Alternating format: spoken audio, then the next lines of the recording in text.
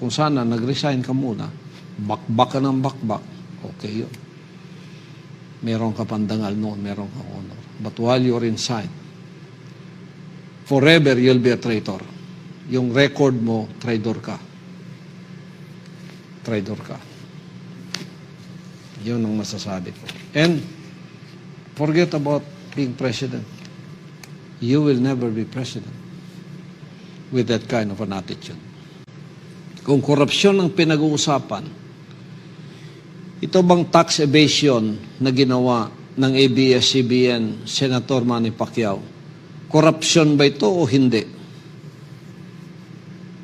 Korupsyon ba ito o hindi? Kaya hindi sila na-renew ng franchise kasi meron silang korupsyong ginawa, hindi sila nagbayad ng tamang taxes. It's called tax evasion.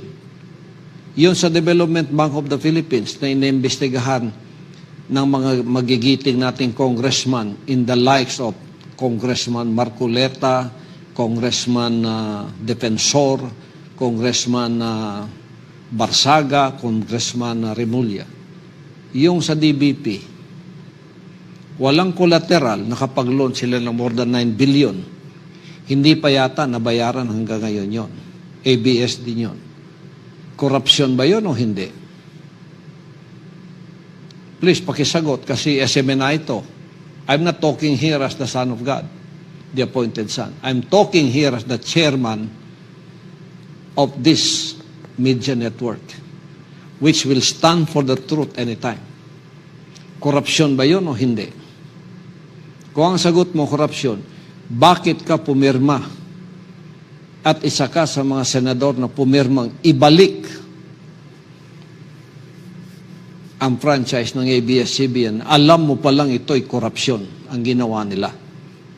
Sa tax evasion, pagsisinungaling, at ang condonation noong naghiram sila sa DBP at walang collateral.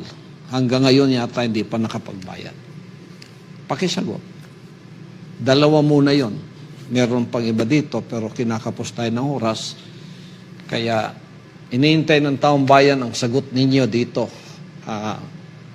Honorable Senador Manny Pacquiao. Maganda yung crusade ninyo against corruption, pero patotohanan ninyo. Yung tinabi din ng ating Pangulo, ituro mo ang mga tao at ahensya at gagawan ko ng paraan within 1 week.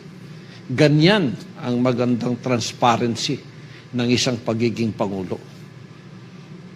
Huwag lang tayong haka-haka, mag-aakusa, tapos bo-broadcast natin, lalagay natin into bad light someone, and in this case, you are making a sweeping accusation against the whole government of the Duterte administration, which is unfair if you don't have the facts like I am holding here.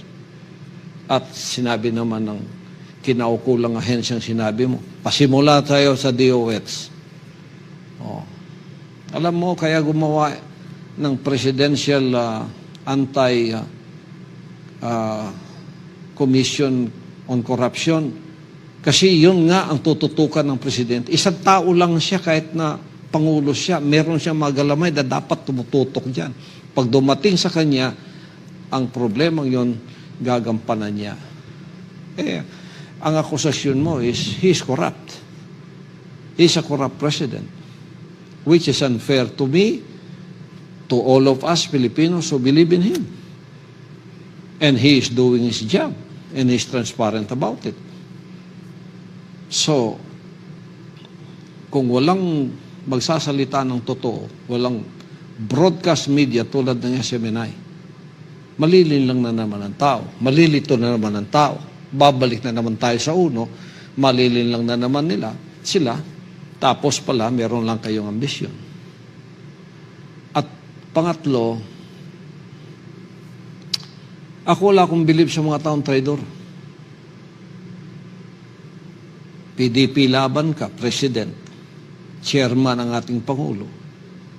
Meron ka palang mga patutsada, mga akusasyon. Meron ka lang pagbatikos, tinraidor mo siya. He was not aware of it. Hindi niya inaasahan, tinraidor mo.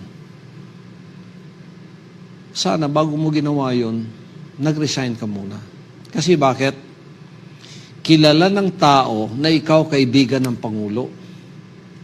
Kilala ng tao na ikaw kinumpiyansahan ka ng Pangulo. Marami siyang pabor na ibigay sa iyo. Siya pang naglagay ng ano mo sa military. Siya pa yung nagganon sa iyo eh. Tinaas pa yung kamay mo eh. So kumpiyansya siya sa iyo.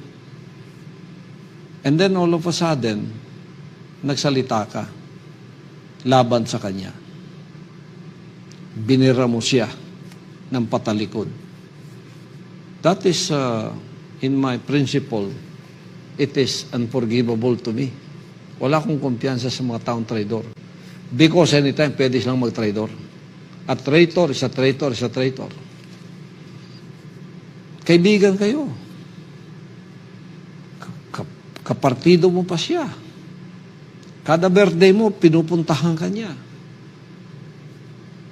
Nung nagmilitary ka, siya pang naglagay ng kalo sa ulo mo. Oh. Tapos bigla, sasaksakin mo sa likod. Hindi niya inaasahan. You drew the first blood. And it was very shocking to us and to everyone. Hindi nga niya pinansin muna yun eh. Kita mo, hindi man siya nagsalita.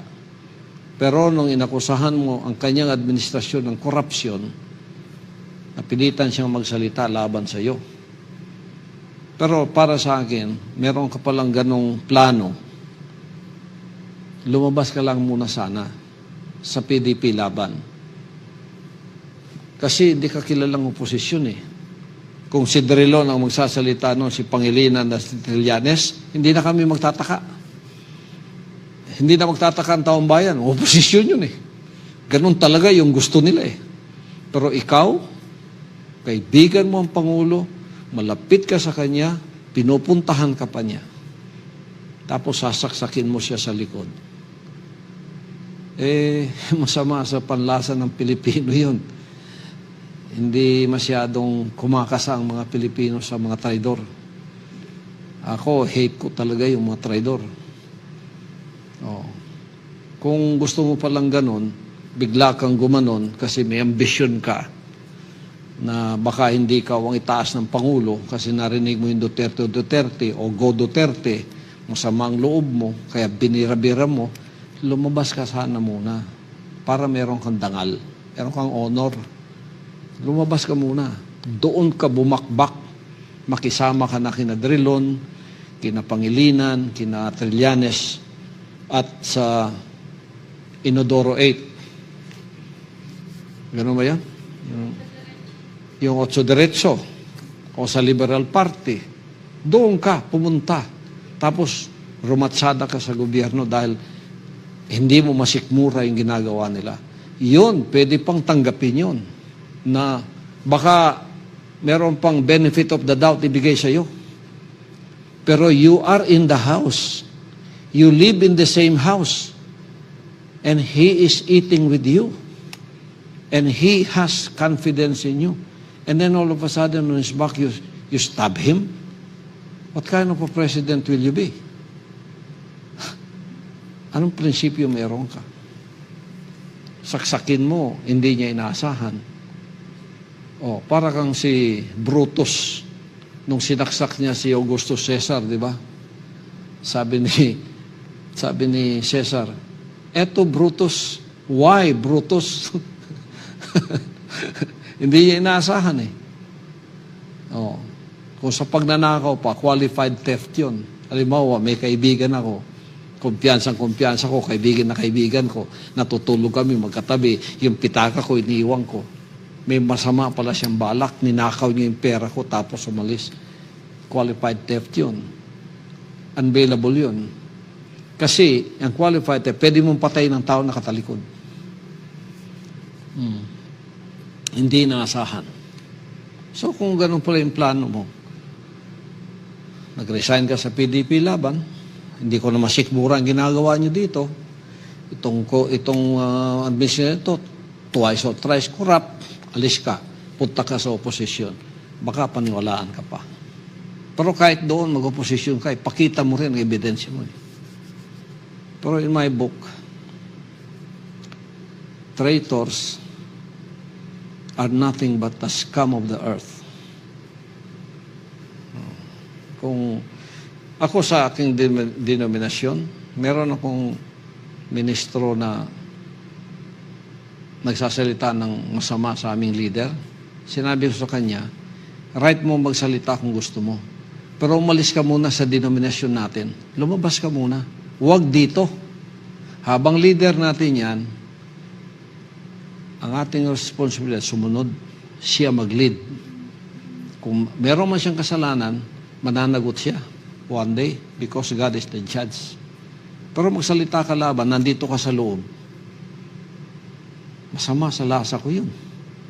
Lumabas ka muna. Doon, bumakbak ka ng bumakbak. Kaya dito sa mga kasamahan ko, sabi ko, pag nagsalita kayo ng laban, nandito kayo, isang iglap, papalisin ko kayo dito. Gusto niyo magsalita laban sa ministry sa akin, lumabas muna kayo. Doon kayo magsalita sa labas. Yun, lahat ng basura ilabas ninyo sa bibig ninyo, laban sa akin, matatanggap ko yun. Pero habang narito kayo, kumakain kasama ko, the same bahay tayo, huwag niyong gawin sa akin yun. Hindi ko mapapalampas ang mga katampalasan ng gano'n. In my principle, that is just, you're like the scum of the earth to me. So, yun ang masasabi ko. Kung sana nag-resign ka muna, bakbak ka ng bakbak, okay yun.